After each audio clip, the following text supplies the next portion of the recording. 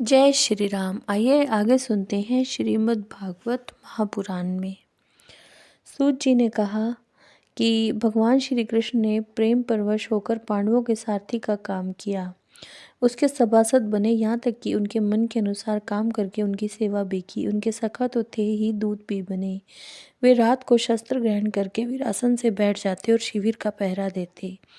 उनके पीछे पीछे चलते, स्तुति करते और प्रणाम करते। इतना ही नहीं, अपने प्रेमी पांडवों के चरणों में उन्होंने सारे जगत को झुका दिया। तब परीक्षित की भक्ति भगवान श्री कृष्ण के चरण कमलों में और भी बढ़ जाती। इस प्रकार वे दिन दिन पांडवों के आचरण का अनुसरण करते हुए दिग्विजय कर रहे थे। उन्हीं दिनों उनके शिविर से थोड़ी ही दूर पर एक आश्चर्यजनक घटना घटी, वह मैं आपको सुनाता हूँ। धर्म बैल का रूप धारण करके एक पैर से घूम रहा था। एक स्थान पर उसे गाय के रूप में पृथ्वी मिली। पुत्र की मृत्यु से दुखिनी माता के समान उसके नेत्रों से आंसुओं के झरने झर रहे थे।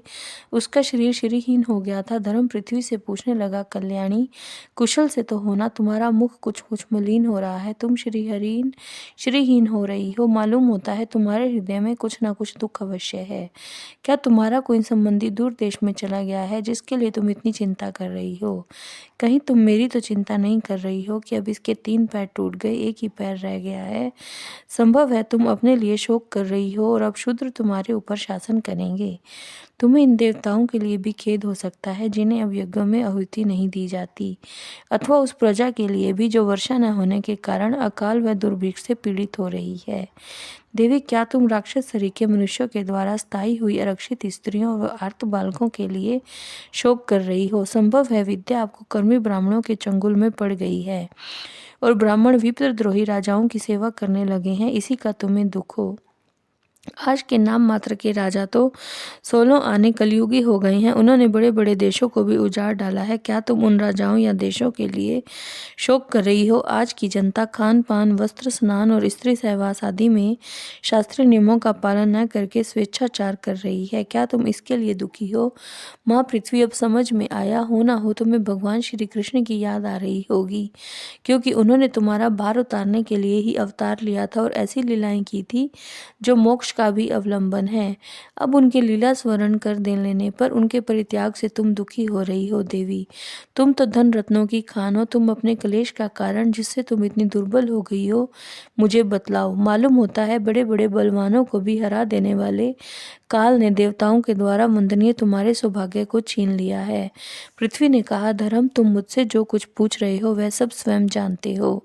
जिन भगवान के सहारे तुम सारे संसार को सुख पहुंचाने वाले अपने 4 चरणों से युक्त थे, जिनमें सत्य, पवित्रता, दया, क्षमा, त्याग, संतोष, सरलता, शम, दम, तप, समता, तितिक्षा, उपरति, शास्त्र विचार, ज्ञान, वैराग्य, ऐश्वर्य, वीरता, तेज, बल, समृद्धि, स्वतंत्रता, कौशल, कांति, धैर्य, कोमलता, निर्भीकता, विनय, शील, साहस, उत्साह, बल, सौभाग्य, गंभीरता, स्थिरता, आस्तिकता, कीर्ति, गौरव और निरंकारता, ये 39 अप्राकृत गुण तथा महत्वाकांक्षी पुरुषों के द्वारा वांछनीय और भी बहुत से मान गुण उनकी सेवा करने के लिए नित्य निरंतर रिवाज करते हैं, एक क्षण के लिए भी उनसे अलग नहीं होते।